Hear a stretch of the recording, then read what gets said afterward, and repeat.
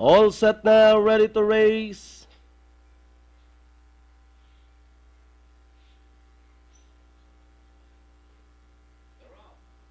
Gates open, they're up and racing. Kaligatan draws for your lead. Ecomac moving up in between runners. Wondrous win by Darrell Vermont.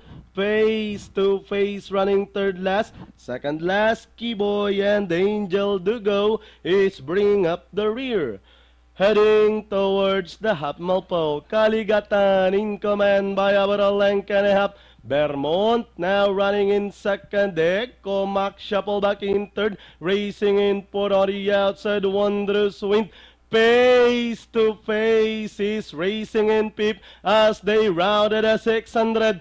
Kaligatan still the leader by 2. Vermont is in second. Ecomac is on the outside. Then moving up now in between runners is face to face as they race for home.